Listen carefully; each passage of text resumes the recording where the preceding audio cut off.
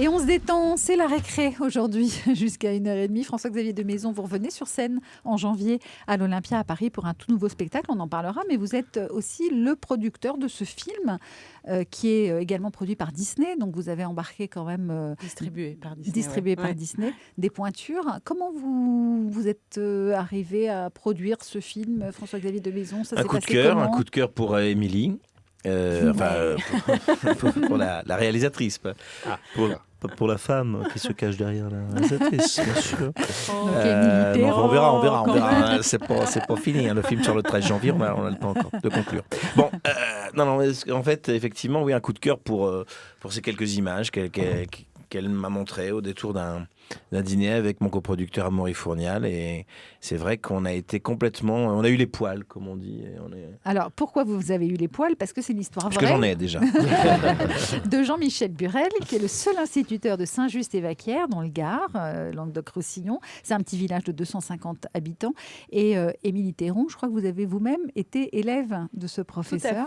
Tout à fait. C'est lui que j'ai eu pendant toute la primaire. Même je suis arrivée en dans grande une section. Classe à double niveau, non? Non, il y avait 5 niveaux à l'époque. C'est vraiment la classe unique. La vraie classe de village. La vraie classe unique, donc c'était de 5 ans à 10 ans. Ça n'existe quasiment plus aujourd'hui. Donc vous avez finalement filmé aussi un monde qui s'achève dans une certaine mesure.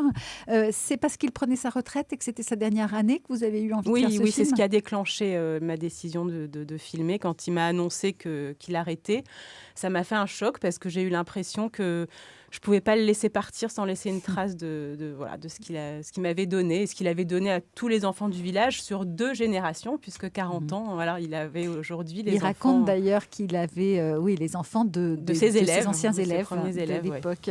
C'est vrai que c'est un monde qui s'en va, qui s'efface, qui s'évanouit, donc c'est d'autant plus touchant ce film. On le suit pendant cette dernière année, cette année particulière, avec beaucoup de tendresse et d'émotion. On va écouter un extrait de la bande-annonce. J'ai toujours eu un côté un peu non conformiste. Salut le gros salut. Oh, c'est pas vrai. De toute façon, il est aussi gros que toi, alors tu peux lui dire pareil. J'aime bien faire différemment, ne pas rentrer dans le moule. Oh là là, je me sens pas bien gris. 4e mot sans faute. Je suis à la 2e génération. Les parents, je les ai pratiquement tous vus comme élèves. Ça fait dire qu'on a quelques années en plus, mais c'est une fierté aussi. On grandit en tombant, en se blessant, en grimpant à une branche, en tombant de la branche, c'est comme ça. Et ça, c'est la vraie école, c'est l'école de la vie. Henri IV a fait la paix avec les protestants en signant l'armistice. Bon, il y a des sacrés mélanges des fois. Henri IV a fait la paix avec les protestants en signant l'armistice. C'est un extrait donc de la bande-annonce de ce joli film qui s'appelle Mon maître d'école, un documentaire qui va sortir en salle. Ce professeur, il est incroyable parce que non seulement on le sent passionné, même en fin de carrière, mais il apprend aussi bien les maths, l'orthographe que ce qu'il a dit, l'école de la vie. Oui, c'est très important pour lui d'apprendre à ses élèves à devenir des hommes responsables qui n'ont pas honte de se regarder devant la glace. Voilà, il faut se respecter, il faut respecter les autres, il faut tolérer la différence, il faut devenir des citoyens. Et c'est ça qu'il essaye de faire en plus. Alors, c'est pas par la discipline qu'il fait de bons Français, de bons citoyens. Non, c'est par l'attention, par l'écoute. On parle beaucoup du manque de discipline aujourd'hui dans les écoles et du fait que les enfants sont... Alors, cette dernière année était un peu spéciale pour lui. C'est-à-dire qu'il n'a pas été très sévère, comme il le dit, parce que c'est sa dernière année. Donc, c'est vrai que c'était... Mais vous trouvez qu'à votre époque, il était plus sévère qu'aujourd'hui? Oui, beaucoup plus. Il a changé. Vous lui faites remarquer, d'ailleurs. Ouais. Ça s'est passé comment, ce film? Vous l'avez suivi vraiment pendant un an, le tournage? Oui. Tous les mois, je suis partie une semaine par mois. Et donc, évidemment, ça s'est intensifié au mois de juin parce qu'il y avait quand même une dramaturgie qui arrivait, c'est qu'on se rendait compte qu'il allait vraiment partir et lui aussi. Donc, j'y suis allée beaucoup plus au mois de juin. Mais oui, il y avait près de 150 heures de rush. J'ai filmé beaucoup. François-Xavier de Maison, donc vous êtes le producteur de ce film. Est-ce que vous auriez aimé avoir un prof comme ça, vous? Alors oui, effectivement, quand on voit ce film, on se dit qu'on a tous envie d'un bubu. Et puis on se souvient aussi qu'on a tous eu un enseignant qui nous a marqué.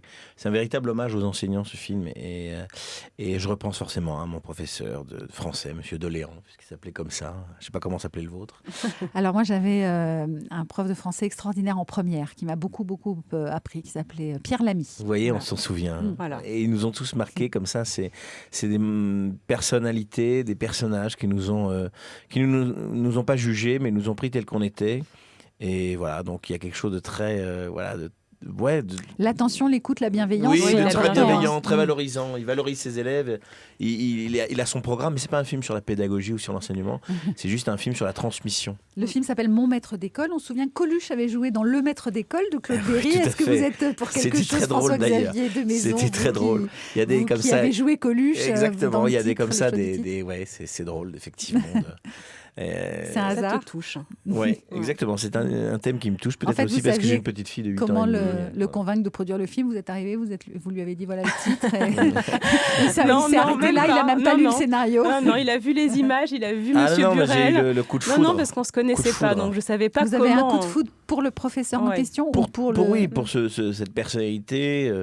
Et puis, on est dans un film, c'est vrai que vous avez dit c'est un documentaire, mais on rit beaucoup, on est très ému à la fin parce qu'il part en retraite. C'est osé de sortir en salle un documentaire. Oui, mais bon, c'est vrai qu'on est sorti par Disney qui avait fait aussi sur les chemins de l'école et qui avait plutôt bien marché.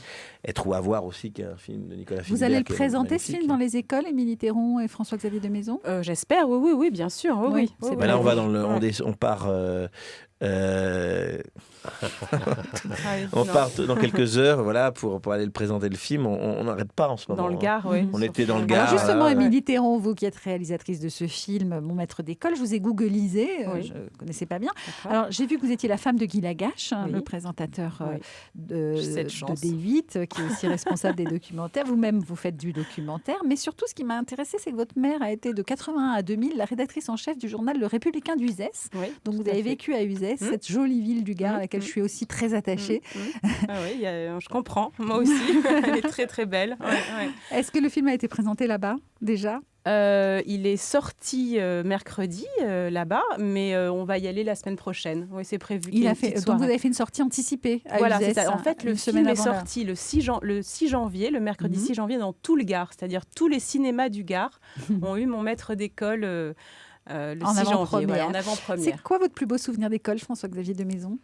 Mon plus beau souvenir d'école, je crois que c'est ça, c'est ces cours de théâtre. Ah oui. Moi, l'école, j'y allais pas non plus. Votre matière préférée, c'était quoi? L'histoire, le théâtre, le français. Le français, les maths, je me suis jamais entendu vraiment avec mes profs de maths. Elles me regardaient comme si j'étais une espèce d'ovni. Ça n'a pas été trop difficile de convaincre l'ensemble des parents des élèves de la classe de participer au film? Non, pas du tout. C'était incroyable parce que en fait, tous les parents connaissaient très bien Monsieur Burel et je crois qu'il y avait une confiance déjà. À partir du moment où Monsieur Burel acceptait une caméra dans la classe, les parents suivaient, savaient pourquoi. Et suivaient. Ils ont fait confiance à Monsieur Burel et à moi-même. Et on a tous un instit ou un professeur qui nous a marqué. C'est peut-être pour ça que le film est si touchant quand on le voit, même si on ne connaît pas Monsieur Burel, on s'y attache. Ce film s'appelle Mon maître d'école. Il est signé Émilie Théron, produit par François-Xavier de Maison et il sort mercredi prochain. Dans un instant, c'est Allô les stars avec Thierry Garcia.